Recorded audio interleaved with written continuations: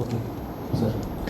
Ramanand Nagar police स्टेशनला एका 18 वर्षीय तरुणीने तक्रार दाखल केली आहे की तिची जी समवयस्क मैत्रीण होती त्या मैत्रिणीच्या सोबत राहून तिला सिगारेट दारूचं व्यसन लागलं. त्या व्यसनातून त्या मैत्रिणीचे जो मित्र होता त्याच्यासोबत देखील हिची ओळख झाली.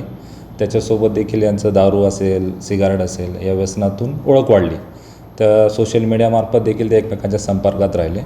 त्याच्यानंतर त्या तरुणाने त्या ओळखीचा फायदा घेऊन दारूच्या नशेमध्ये तिच्यासोबत शारीरिक संबंध ठेवल्याची तिने तक्रार केली आणि त्या शारीरिक संबंध ठेवल्यानंतर त्याचे नग्न फोटो काढले आणि नग्न फोटोंचा तिला धाक दाखवून तू माझ्यासोबत बोल, माझ्यासोबत संपर्कात राहा म्हणून त्याने तिच्या संपर्कात राहिला. त्या याच्यावरून तिने फिर्याद दिलेली आहे.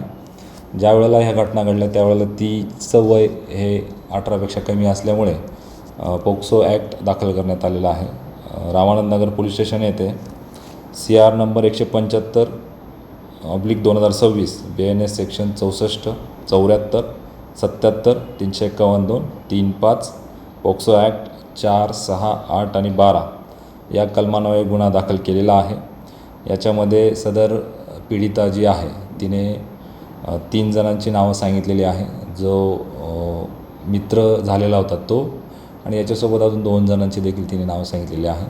सध्या गुन्हा दाखल झालेला आहे.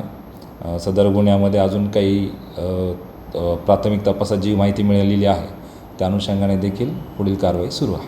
सर, त्या तरुणीने फिर्यादीत असं काही म्हटलं की तिच्यासोबत विवाह झाला होता? सदर तरुणीच्या म्हणण्यानुसार की त्याने तिला जे सोशल मीडियावर ओळख झाली त्यानंतर तिचे जे फोटो काढले शारीरिक संबंध झाल्यानंतर त्याचा दाग दाखवून तिला पळवून नेलं आणि तिच्यासोबत विवाह केला.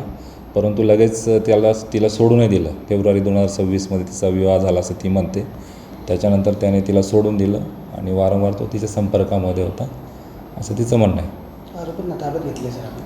ह्याच्यातला जो मेन आरोपी आहे त्याला ताब्यामध्ये घेण्यात आलेला आहे. सर, फिर्यादीमध्ये तरुणीने सिगरेट दारूसह काही MD ड्रग्सचाही उल्लेख केला सर. तिचं म्हणणं आहे की सिगरेट दारू जे अंमली पदार्थ आहे गांजा असेल MD असेल या गोष्टी देऊन तिला याच्यामध्ये फसवलं असं तिचं म्हणणं आहे. त्या अनुषंगाने तपास सुरू आहे.